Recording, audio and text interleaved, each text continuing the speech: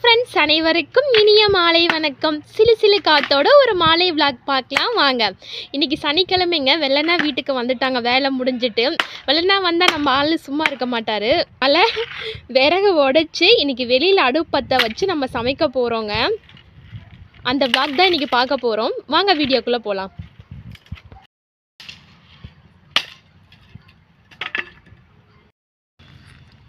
அடுப்பு இங்கேயே பற்ற வைக்கிறோம்.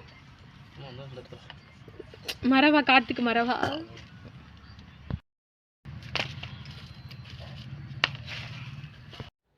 ரெண்டு மூணு நாளாகவே வெளியில் அடுப்பத்தை வச்சு தோசை ஊற்றி சாப்பிட்லாம்ப்பா அப்படின்னு சொல்லி கேட்டுகிட்டே இருந்தாருங்க. நான் தான் சலுப்பட்டுட்டே இருந்தேன்.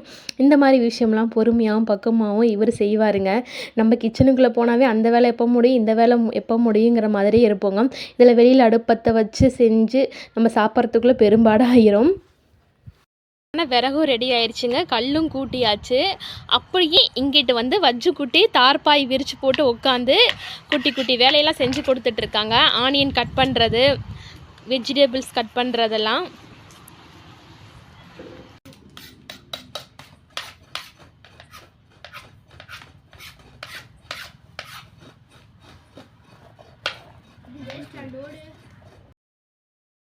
இன்றைக்கி வந்து நம்மளை வச்சு செஞ்சிட்டாரு. மணி இப்போ கரெக்டாக 8 ஆகுது.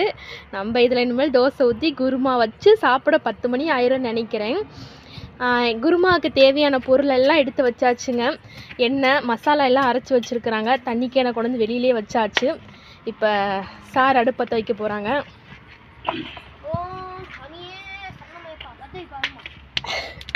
சாமியே சரணமையப்பா.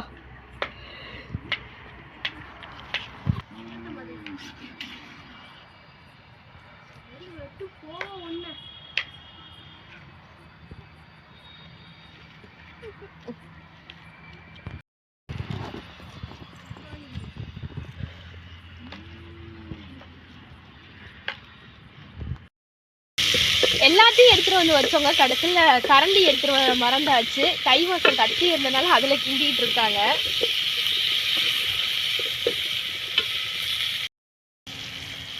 வேகமா ஓடியா. அந்த இடுக்கிங் கொடுத்துருப்பா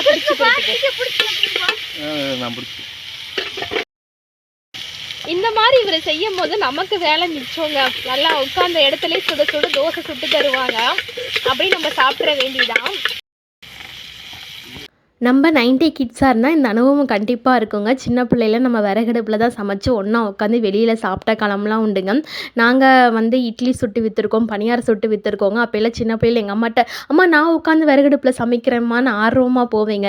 இப்போ இந்த மாதிரிலாம் வீட்டுக்காரர் சொன்னார்னா ஜெகா வாங்கிடுறது. அப்போ வந்து சின்ன பிள்ளையில ஆர்வமாக இருக்குங்க. இப்போ வந்து எப்படா எல்லா வேலையும் முடிச்சுட்டு உசுன்னு உட்காருவோன்னு இருக்குங்க. ஏன்னா கிச்சனுக்கு போனாவே அந்த வேலை எப்போ முடியும், இந்த வேலை எப்போ முடியுங்கிற மாதிரி திங்கிங்கு. இதில் விறகடுப்பில் நம்ம சமைச்சு சாப்பிட்றதுக்குள்ளே விடிஞ்சிருண்டா சாமி அப்படிங்கிற மாதிரி எஸ்கேப் ஆகிக்கிட்டே இருப்பீங்க. ஆனால் இப்படி சமைச்சு சாப்பிட்றது ரொம்பவே மனசுக்கு நிறைவாக இருக்குங்க. உடம்புக்கும் செம சூப்பராக இருக்கும். எனக்கும் அவருக்கும் சமையலில் நிறையா டிஃப்ரெண்ட் இருக்குங்க. நான் வந்து தாளித்து வச்சு வைக்கணும்னு நினைப்பேங்க. அவர் எல்லாம் பச்சையாக அரைச்சி வதக்கி வைக்கணும்னு நினைப்பாருங்க. ஆனால் நாங்கள் 2 பேரும் ஆளுக்கு எது செஞ்சாலும் அது கூட லவ் மிக்ஸ் பண்ணி என்ஜாய் பண்ணி சாப்பிட்டுக்கிறதுங்க. ஏன்னா டோட்டல் சமையல் வேறு மாதிரி இருக்குங்க, அவரது அப்படியே வேறு மாதிரி இருக்குங்க. இருந்தாலும் ஒருத்தர் அன்பாக செஞ்சு கொடுக்கும் போது அதை என்ஜாய் பண்ணி சூப்பராக சாப்பிட்டுக்கிறதுங்க.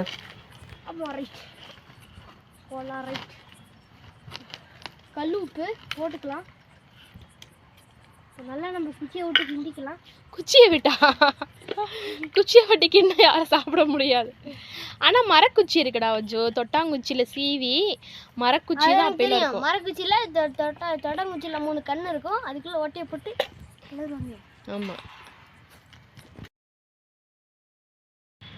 விறகடுப்பில் சமைச்சா நமக்கு சீக்கிரமாக செரிமானமும் ஆயிருங்க. சமையலும் சீக்கிரமாக முடிஞ்சிடும். ஏன்னா அந்த அனல் வந்து எல்லா பக்கம் இருக்கிறனால காயெல்லாம் சீக்கிரம் வெந்துடுங்க. இப்போ ஜஸ்ட்டு ஒரு 7 நிமிஷத்தில் குருமா நமக்கு ரெடி ஆயிடுச்சு. ரெடி ஆயிடுச்சா? காய் வெந்துச்சுன்னா இறக்கிற வேண்டியதான். நல்லா டக்குன்னு கொதி வந்துருச்சு.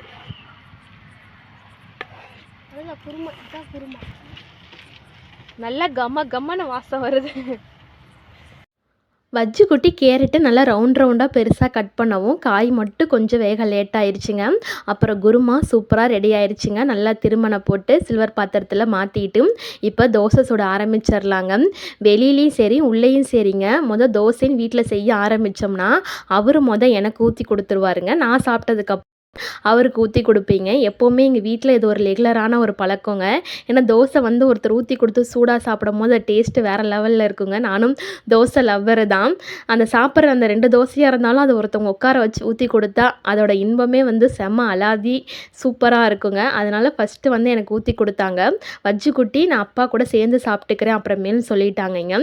அதனால் சூப்பராக வெளியில் காத்தாட உட்காந்து அன்னைக்கு சனிக்கிழமை மாலை பொழுது ரொம்பவே சூப்பராக முடிஞ்சிச்சுங்க. மாலை மட்டும் இல்லைங்க, நைட்டு 2 மணி வரைக்கும் போச்சுங்க. அது ஃபுல்லாக உங்களுக்கு வீடியோ எடுத்து வச்சுருக்கேன். செம்ம ஹாப்பியாக அன்றைக்கி டே போச்சுங்க. அப்படியே வீடியோவை கண்டினியூவாக பார்க்கலாங்க. நான் சாப்பிட்டு முடிச்சதுக்கப்புறம் அவங்க 2 பேர்த்துக்கும் தோசை ஊற்றி கொடுத்துட்ருக்கேங்க. எனக்கு தான் அப்படியே ஒரு மாதிரி சூப்பராக இருந்துச்சு. அந்த ஃபீலிங் பழைய மெமரிஸ்லாம் அப்படியே வர ஆரம்பிச்சிருச்சுங்க. நாங்கள் வீடு கட்டிகிட்டு இருக்கும்போது பக்கத்தில் ஒரு செட்டு போட்டிருந்தோங்க. அதில் உட்காந்து அப்போ செட்டில் தாங்க சமைச்சிட்டு இருந்தோம். வீடு கட்டி முடிச்சதுக்கப்புறம் தான் அந்த செட்டை தூக்கி இங்கிட்டு போட்டோம். அப்போல்லாம் full and full evening time விறகடுப்பில் தாங்க சமைச்சிட்டு இருந்தோம். அந்த பழைய மெமரிஸ்லாம் சூப்பராக கொண்டு போச்சுங்க. இப்போ சாப்பிட்டு முடிச்ச கையோட அந்த தோசைக்கும் அந்த குருமாவுக்கும் ரெடி பண்ண ஐட்டத்தெல்லாம் அப்புறப்படுத்திட்டு வஜ்ஜிக்குட்டி உள்ளே எல்லாம் ஹெல்ப் பண்ணிகிட்டு இருந்தாங்கங்க. எடுத்து வச்சிட்டு இருந்துட்டு இப்போ நெக்ஸ்ட்டு ஞாயிற்றுக்கிழமையாங்க நம்ம ஆற்றுக்கு போவோமாங்க. அதுக்கு முன்னாடி காலைல பிரேக்ஃபாஸ்ட்டு இந்த வாரம் சோளக்கூழ் தாங்க காய்ச்ச போகிறோம். இந்த சோளம் ஒரு 1/2 கிலோ எடுத்துக்கிட்டேங்க. புடைச்சி 2 மணி நேரம் ஊற வச்சுட்டேங்க. அதுக்கப்புறம் இப்போ ஊறினதுக்கப்புறம் நல்லா அரைச்சிக்கிறேங்க. 1க்கு 4 அரைச்சிக்கிறேங்க.